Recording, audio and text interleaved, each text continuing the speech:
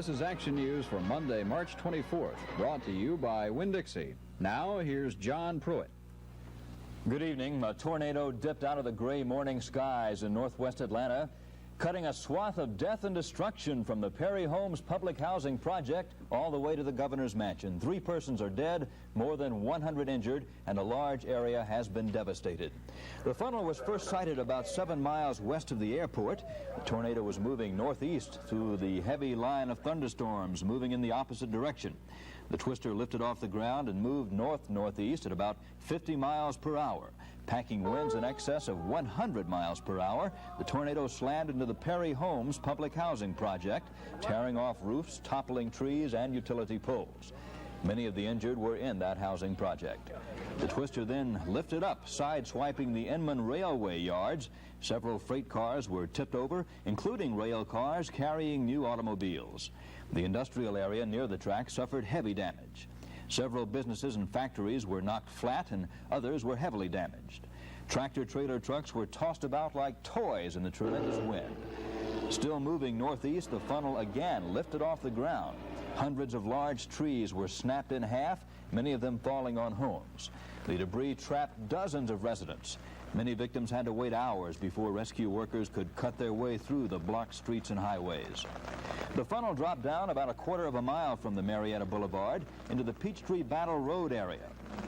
Scores of expensive homes were heavily damaged, either by the wind or the falling trees.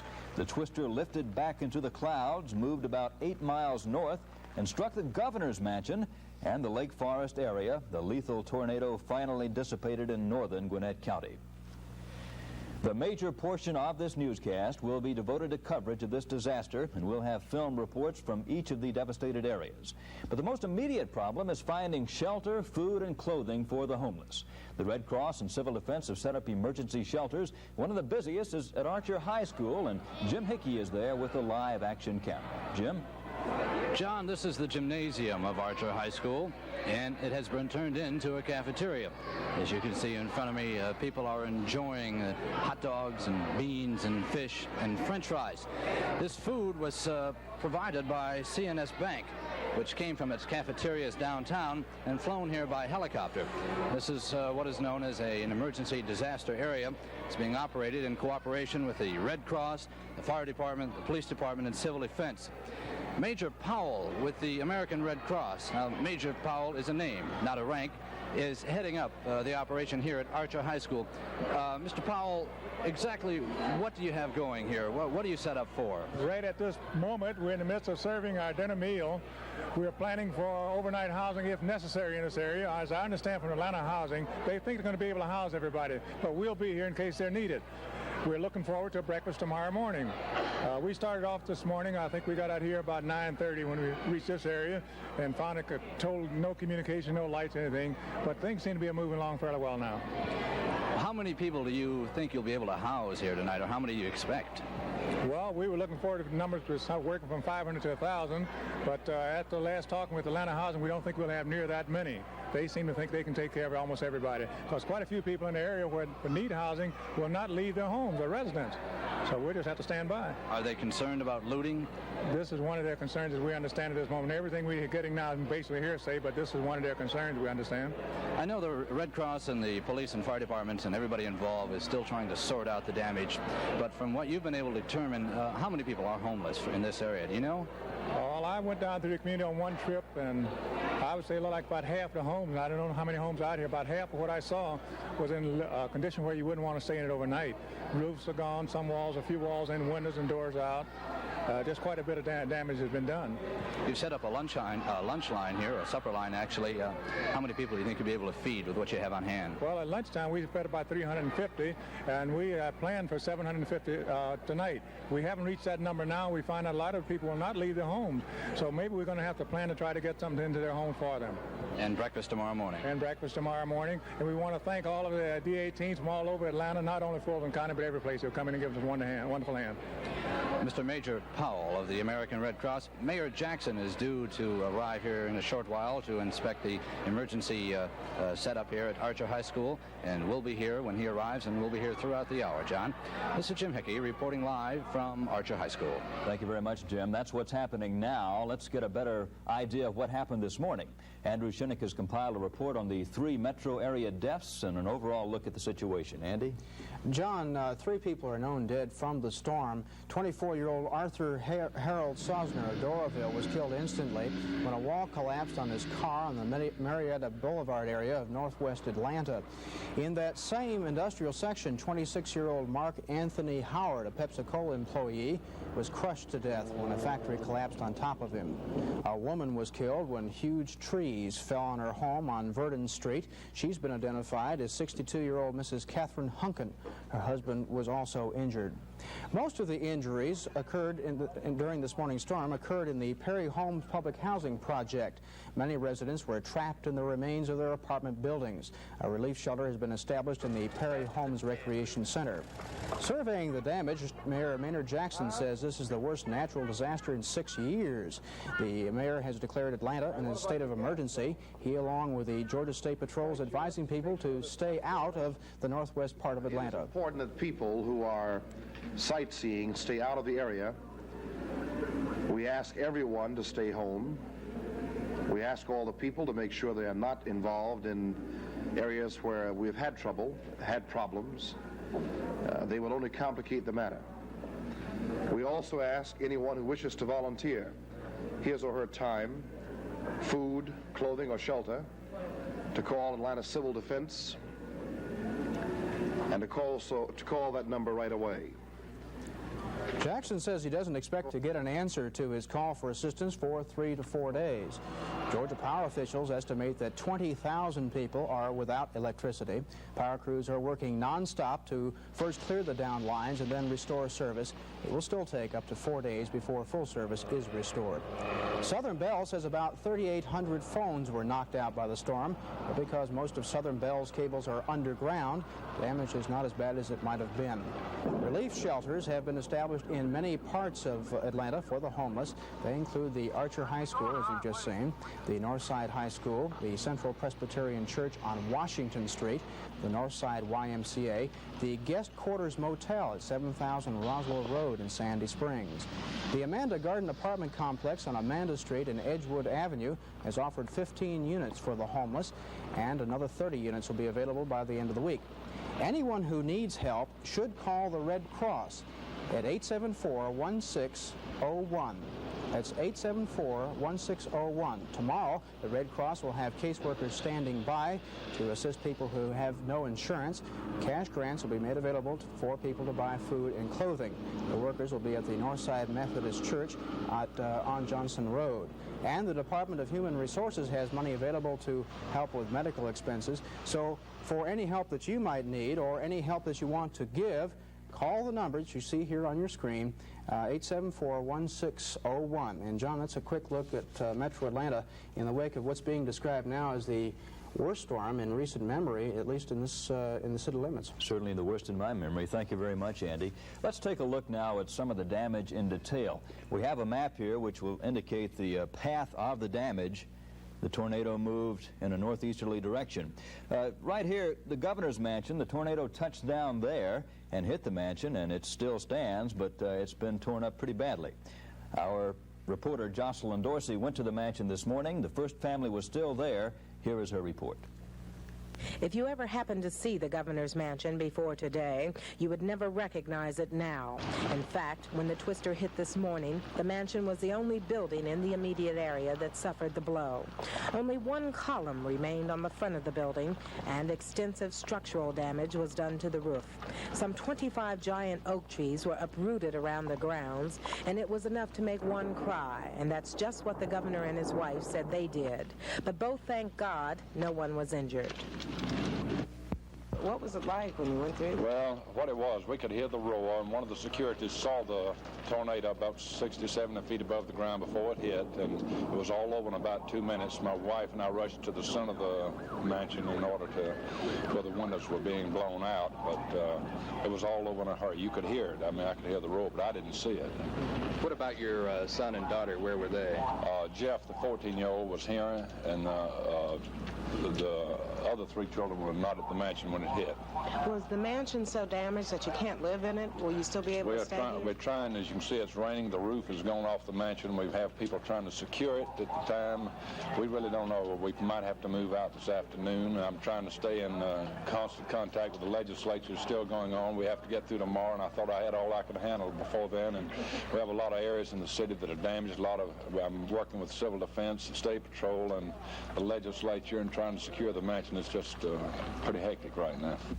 Almost immediately, cleanup operations around the $1 million mansion began, with several departments of the State Transportation Office pitching in. More than 10 of the mansion's stately columns were picked up, and many of the damaged trees were being cut down and carried off in an almost Army-like brigade of 2-ton dump trucks. Like much of the city, power crews were on the scene trying to repair the damaged lines, and officials say it may be hours before power is restored to the governor's mansion, and even longer before the real cleanup begins. Damage to the governor's mansion has not yet been estimated, but it is sure the Busby family will not be here tonight. And also certain is that this sign in back of us will probably no longer apply. From the governor's mansion, I'm Jocelyn Dorsey for Action News. Tornadoes do not discriminate. When they hit, it matters not whether buildings or trees or people are in their way. But this morning's storm caused widespread damage in an area where there are lots of buildings and lots of people. Reporters Walt Elder and Jim Hickey covered the Perry Homes housing project. What residents say sounded like a railroad train touched down in the Perry Homes housing project around 7:30 this morning. Many of the residents say they had no warning. Perry Homes is the most densely populated area of Atlanta. More than 5,000 residents jammed into an estimated 1,000 apartment units. Havoc and chaos prevailed. In the streets, many were trying to gather their wits and belongings. Some stood in their doorways not knowing what to do or where to go. Got up and looked out the window. I seen it come across the wires up through there, and it just scared me. I didn't know what to do. And it come across the wires and tore up a whole lot of things down to him. How did the people react? The best way I can describe them, scared as hell. Ambulances were streaming in and out for more than an hour, carrying the numerous injuries to nearby hospitals. Police, fire, and civil defense units were immediately on the scene, helping victims and trying to maintain calm and order. Power was out for a while, but power crews were alertly cutting off the live wires that were down and restoring power. The threat of a gas explosion existed also. Loudspeakers told people not to strike matches or smoke. Perry Homes is under the jurisdiction of the Atlanta Housing Authority. Their immediate concern is the safety of the residents. First thing we'll do is to make sure that all the units that we have are in some kind of shape throughout the authority. We may put the people in. Then number 2, we'll have our trucks standing by. Hopefully soon the street are cleared in any way so we can start moving the people. And past that, I haven't been able to do anything so far. But you got a lot of people to displace. You just want to make sure that they're in good units before the night comes. That's right. The units might not be prepared like we would normally do them before somebody move in, but we're going to make every effort to get them into something. Mayor Jackson says he believes Perry Homes qualifies for federal disaster assistance. He says he also plans to ask for special assistance from the U.S. Department of Housing and Urban Development. Walt Elder, Action News. It was several hours before the tenants of Perry Homes realized how badly they'd really been hit. Several hours before the shock wore off and the hard realities set in. Jim Hickey has more on that part of the story.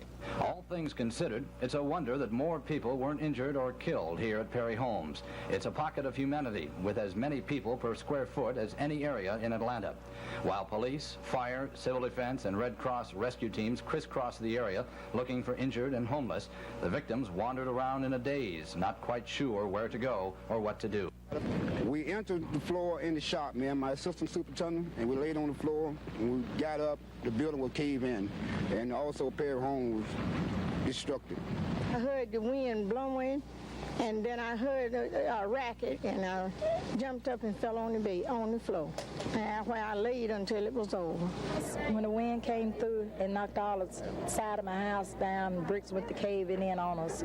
And I went to crawl to the bed where my other kids at and told the other kids to get up and fall to the floor because we didn't know we was going or not. And I was in bed when all this happened, and I sleeps upstairs, and the roof fell on me, and I just didn't know what was going on. It scared me so bad.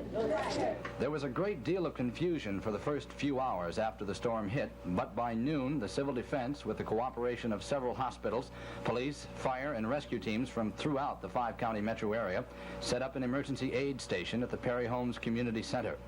There, the injured were given preliminary first aid treatment and then transported to nearby hospitals.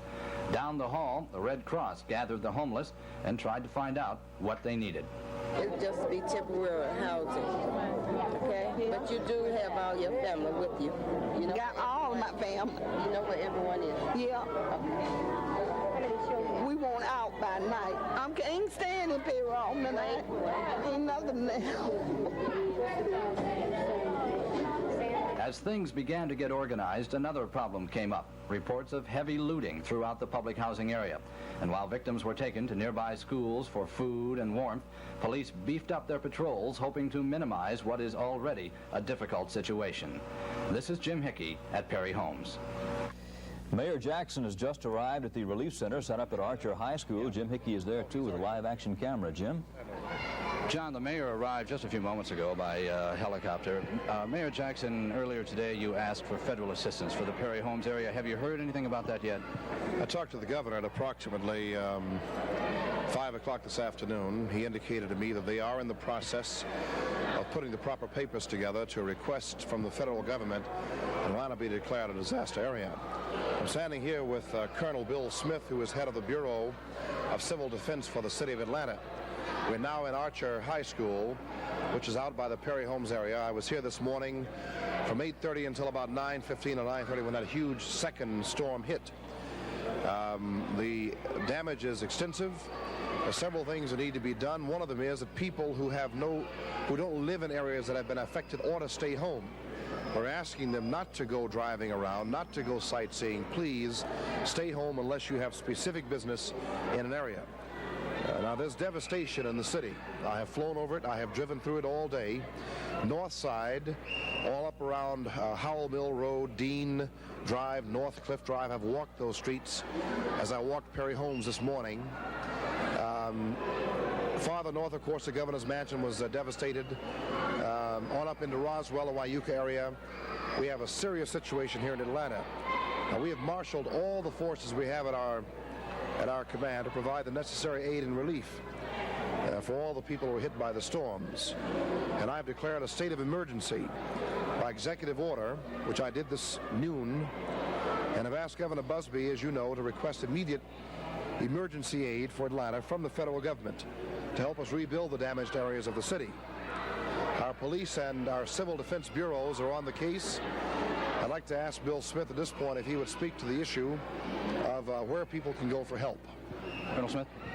We would particularly like for them to make any telephonic request to the Atlanta Civil Defense Office, 659-6257, for on-site help, and that's particularly the residents in the Perry Home area.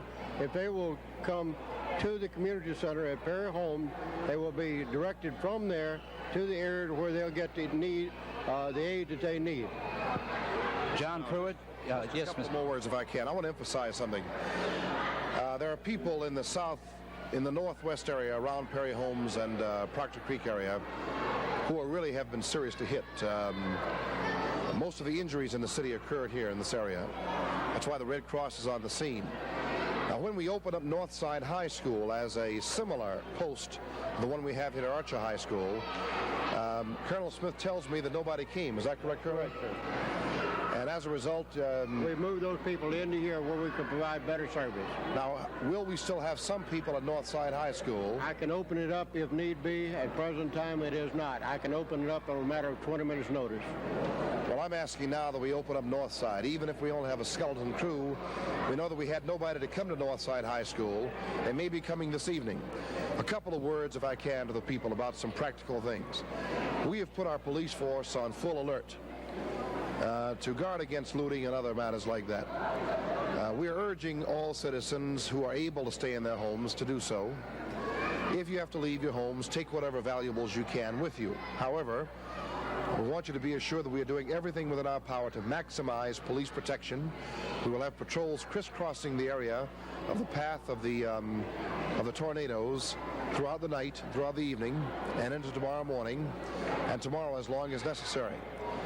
Now, that phone number again, if you want help, write this down, please, is 659-6257. That's 659-6257 for help. Now, we have the Department of Environment and Streets, Department of Community and Human Development, Department of Finance. All of these are working almost around the clock to help the people of Atlanta. This is the worst thing we've seen. I want to urge the people, don't give up, don't get downhearted. We're going to make it. Just hang in there tight, and we'll be okay.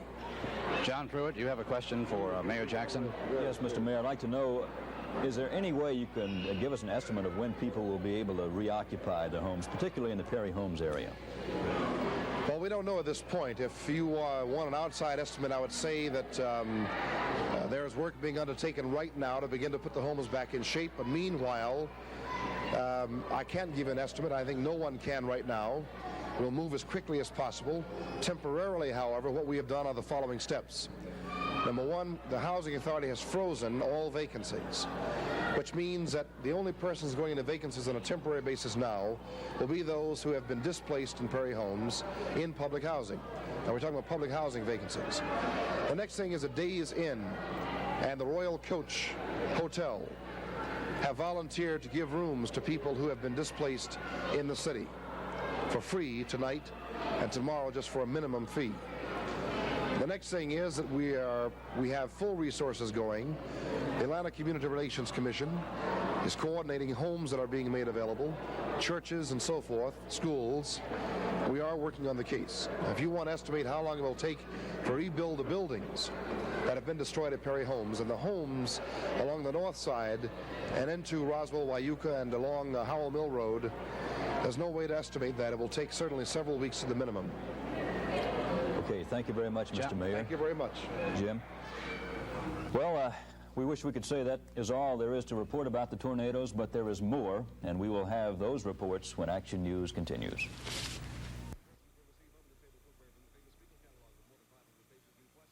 Another major area struck this morning was an industrial complex along Marietta Boulevard. It was at the Pepsi-Cola plant in this complex that 26-year-old Mark Anthony Howard of Atlanta died when the plant was hit by the storm. And Charles Harmon has more on the damage and other injuries in this area.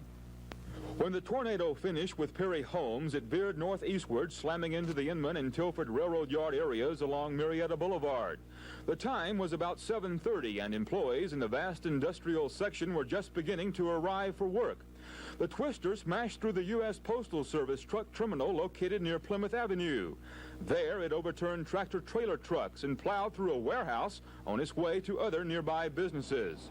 The storm jumped across Marietta Boulevard and slammed into the Pepsi-Cola plant. Damage was also extensive along Logan Circle and Chattahoochee Avenue.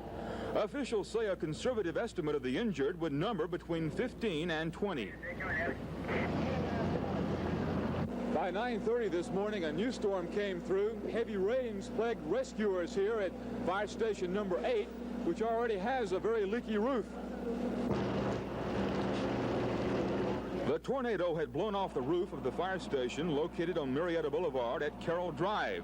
The station is serving as a temporary headquarters for the cleanup and rescue operation, which may prove to be quite lengthy. At least a week. If we're lucky. The rain has compounded our problem. We've got buildings with the roofs off that we need to get covered, and as soon as the life hazard has been conquered, we're going to start right into covering these buildings up. Damage in the heavily industrial area is expected to run into the millions. Meanwhile, crews continue to work to restore electrical power and telephone communication. For Action News, I'm Charles Harmon. Another heavy population center hit by this morning's storm was the Cross Creek Apartments just off I-75 between Howell Mill and Moores Mill roads. Don McClellan covered that part of the story. You can pay up to $400 for an apartment in the Cross Creek complex. Tonight, many of its nearly 1,000 residents are looking for somewhere else to live. Cross Creek is like a bombed-out village. None of the buildings appear to escape the force of the tornado. A security guard who lives in the complex said that despite the damage, no one seems to have been hurt. Judy Perry is one of the Cross Creek residents who had her roof torn off.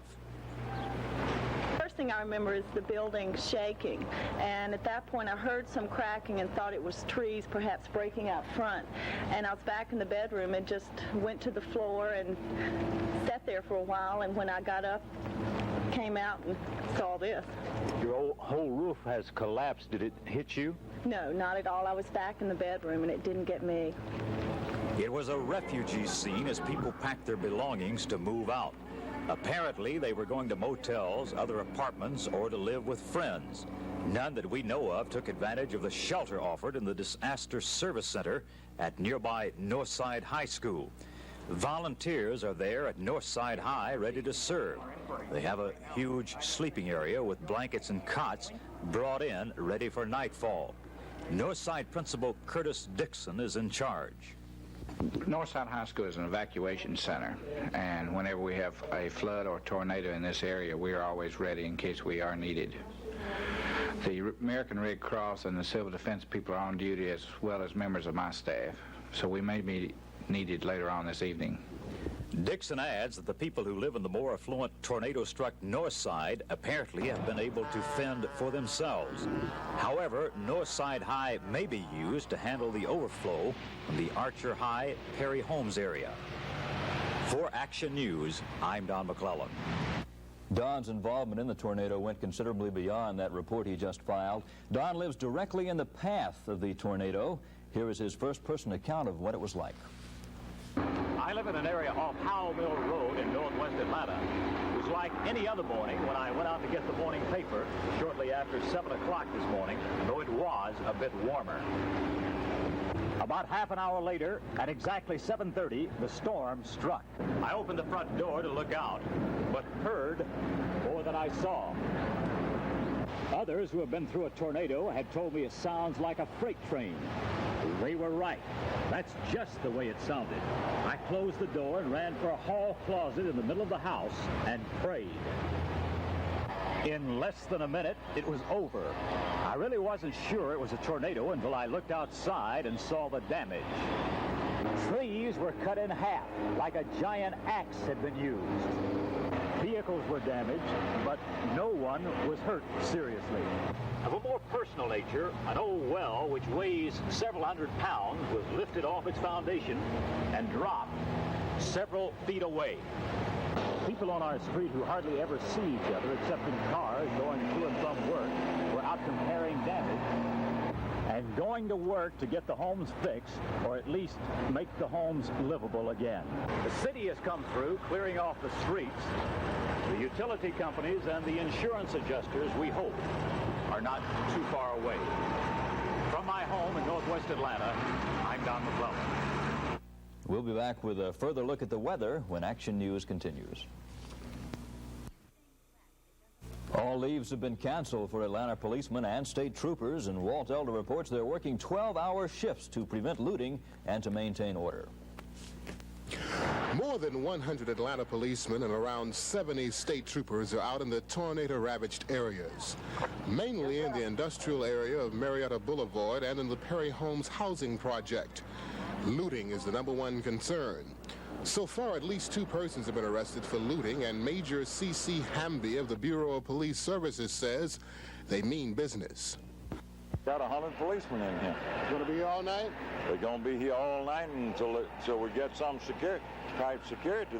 The individuals get their own security, yes. What kind of warning do you have for people? Stay out of the area. We've got more people in here than we need.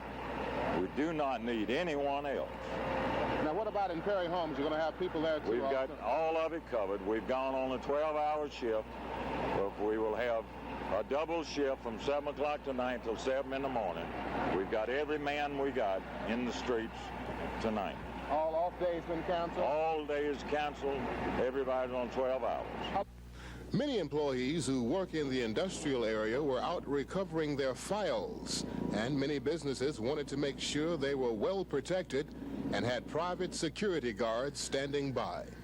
Walt Elder, Action News. Local hospitals were flooded with tornado victims. Things got so bad, Grady Hospital declared its own internal emergency 4 hours before the city did. Gail Edmonds reports.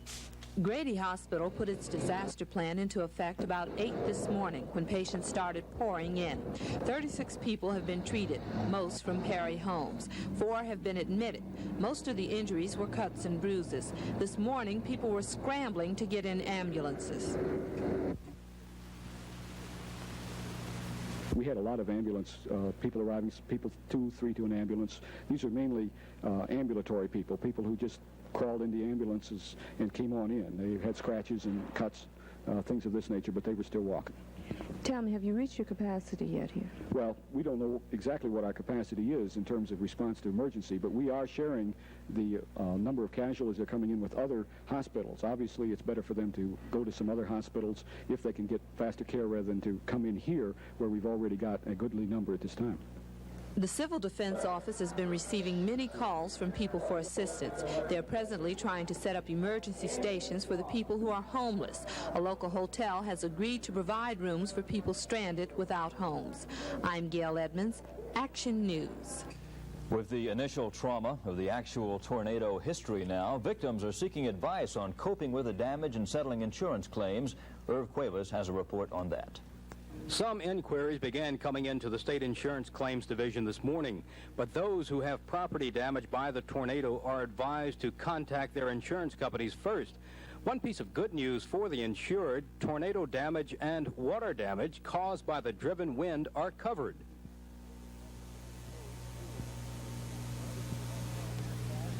Caldwell and his staff also have advice for those who have to do some repairs before an adjuster can get to the damage. The insurance people say do it, as this could prevent further damage. Irv Cuevas, Action News at the State Capitol.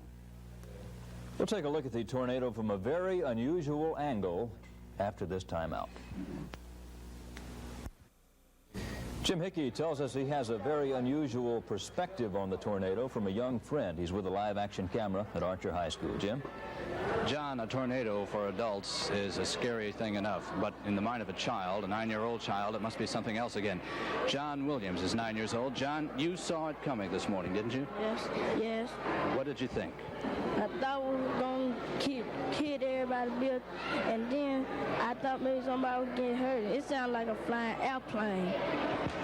What did it look like? It looked like a pile of dust. Have you ever seen anything like that before? No. What went through your mind? What did you think about when you saw the big tornado coming? I thought somebody was going to get hurt. Did you get hurt? No. What did you do? Did you run? Did you hide? What? I hid. Where did you hide? I got to the hall. Thought it would get more closer. I thought so. I closed the one and went in the hall. And when it passed over, what did you think after it was gone? I thought at least somebody would get hurt. That didn't even touch our school. Was your home damaged, or any of your friends or family injured? Were they hurt? No. I bet you're glad it's over. Surely. John is one of the many people here at Archer High School who has just been fed with the food provided by CNS and the Red Cross. And as Mayor Jackson announced here with a live-action camera a few moments ago, Northside High School is also being opened as a refugee center. This is Jim Hickey with friend John Williams reporting live from Archer High School. John's glad it's over. I'm glad it's over. I know you're glad it's over. I'm very glad it's over. It's been a busy day for you. Sure has. Are we out of the woods? We are out of the woods. Atlanta is out of the woods now for quite some time. The sun's even popped out during the past hour. We're out of the woods, but the folks in South Georgia are far from it. A tornado watch remains in effect for portions of South Georgia. In fact, some 56 counties are included in this tornado watch. That watch in effect until 9 o'clock tonight. It includes such cities as Bainbridge, Thomasville, Valdosta, Elma, Brunswick, and Savannah, and the surrounding areas. As you can see, there is no watch or warning of any kind in the metro area, and things are definitely looking up for us.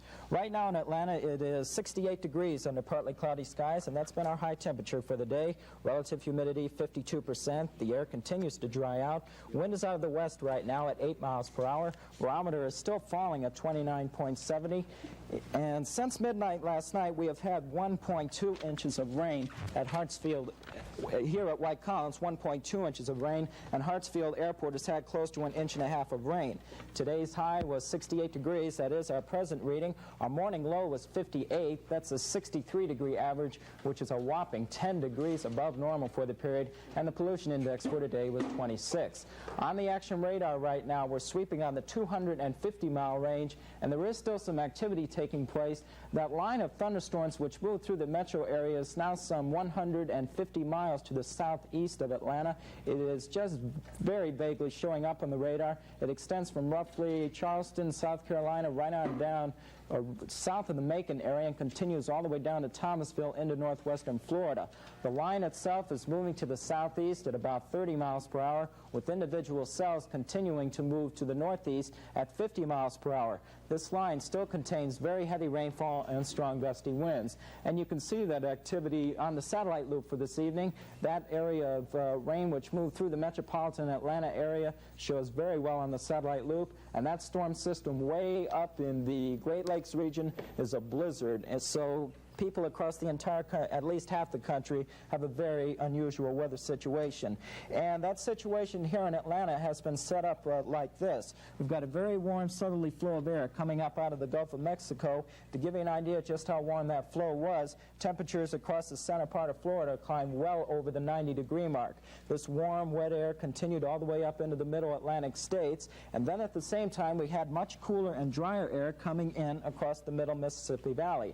Now this clashing of air masses triggered a squall line which formed early last night. It moved right on across northern Mississippi and northern Alabama. It moved through the metro area this morning and caused all the tornado activity. And as you saw, that instability line is now across southeast Georgia and into the Carolinas. That tornado watch across southern Georgia is also in effect for southeast Alabama and a large portion of northern Florida. That watch in effect until 9 o'clock. There is also a tornado watch in effect for parts of eastern Virginia, eastern North Carolina, and parts of northeastern South Carolina. That watch in effect until 7 o'clock.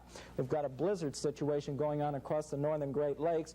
Strong winds have been whipping around this system as high as 50 or 60 miles per hour, and of course as it picks up that snow, visibilities have been near zero. A blizzard warning is in effect for both the Dakotas and Minnesota as the system tracks to the northeast. This little cool front will continue to push on through the metro area around midnight tonight, and by tomorrow morning it'll be across central Florida. By Wednesday morning it'll be all the way out into the Atlantic. This high pressure system way out in the Rockies will continue to build on into the east, and by Wednesday morning it'll be right on across central Georgia. So our bad weather is over for now. Things are going to look up. Springtime weather is coming back to Atlanta with temperatures a little bit on the cool side. Here's the weather forecast for Atlanta vicinity. For the rest of tonight, we'll continue to have gradual clearing, but it will be turning colder with a low of 40 degrees. For Tuesday, sunny and mild with a high of 63. For Tuesday night, fair and cold once again, a low getting down to 39. For Wednesday, sunny and mild and a high of 64. The weather outlook for Thursday through Saturday has partly cloudy and warm weather returning by Thursday with scattered showers both Friday and Saturday. Lows will be near 50 and highs climbing back into the 70s. 68 degrees right now in Atlanta. The sun has come out. Things definitely are improving for Atlanta. And I hope Johnny Beckman's enjoying his vacation wherever he is. He always picks the right week to go, doesn't he? The Beckman syndrome is still intact. Thank you, Dennis.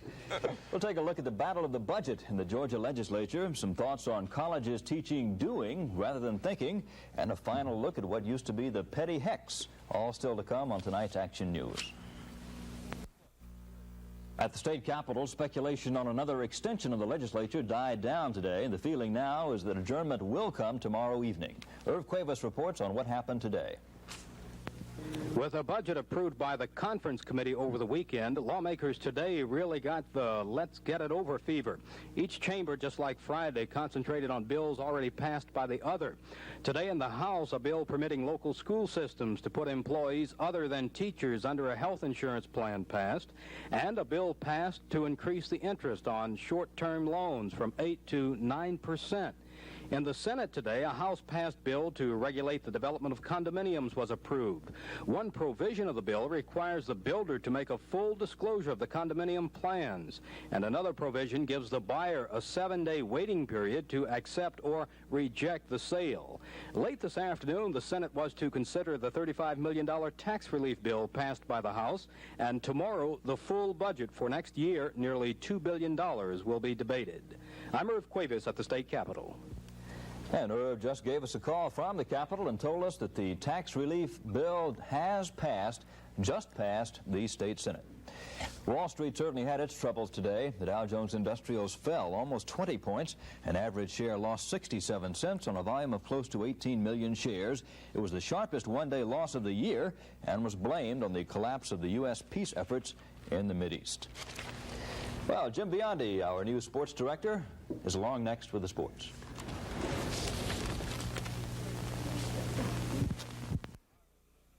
Well, my old friend and colleague here at Channel 2, Jim Biondi, is here with the sports now. He's also here in a new capacity at WSB Television. He's now sports director.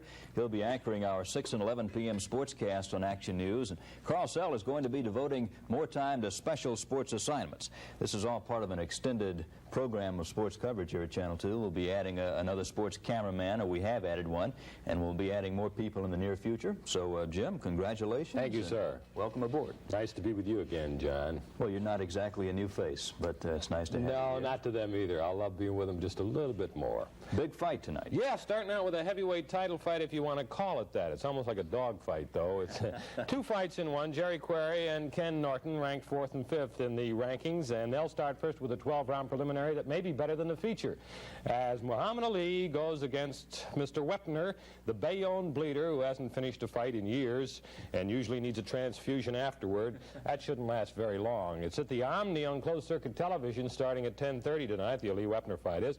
We hope to have the results on Action Sports at 11, and I know you're dying of anticipation. Richard Petty won his 167th Grand National race yesterday, but this one was very special. King Richard's first Atlanta 500 victory. The annual race at Atlanta International Raceway started with a surprise when Bobby Allison in car number 16, the AMC Matador, jumped out to a quick lead. But Bobby was in for a long afternoon, much of it spent in the pits, because after that early burst of speed, the car had all kinds of problems. The grandstand spectators had some thrills as several cars discovered a different way to negotiate the home stretch straightaway. Dick Rudd spun out early in the race, bringing out the first of many caution flags.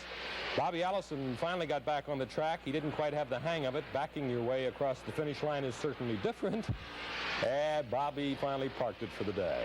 With Allison out of it, the race became a Richard Petty-David Pearson duel. Petty in the red and blue Dodge, and Pearson in car number 21, the Wood Brothers Mercury, dominated the race almost to the finish.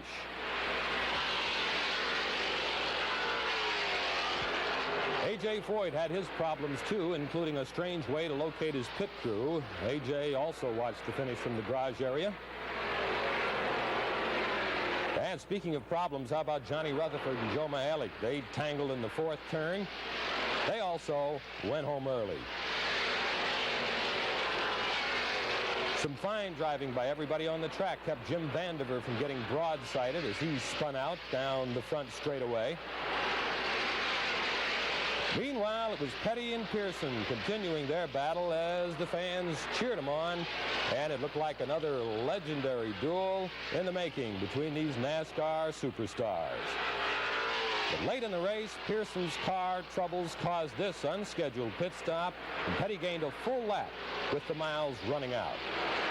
Then, with just 10 laps to go, another spin out in the backstretch brought out the 5th caution flag of the race, and it appeared Richard could coast to an easy victory by just following the pace car across the finish line.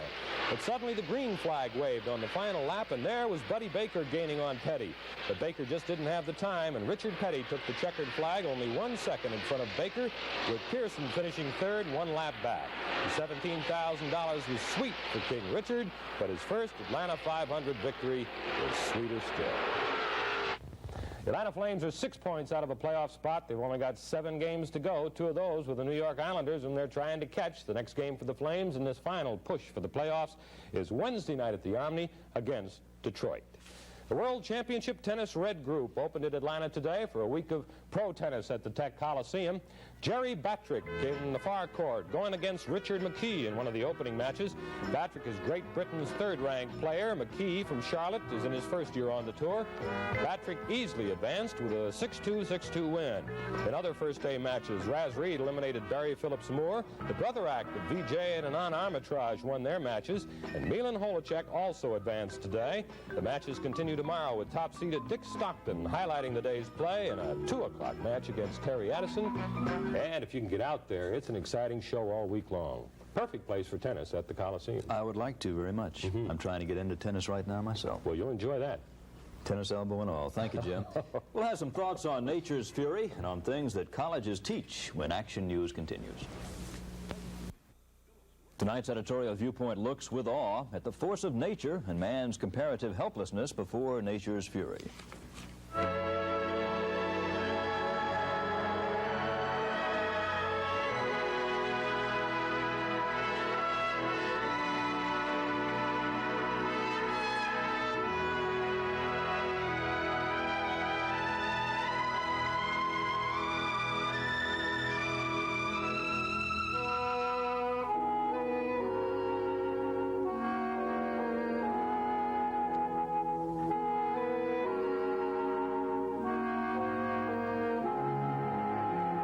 Editorial cartoon by Bill Daniels. If you have a comment, write WSB Television.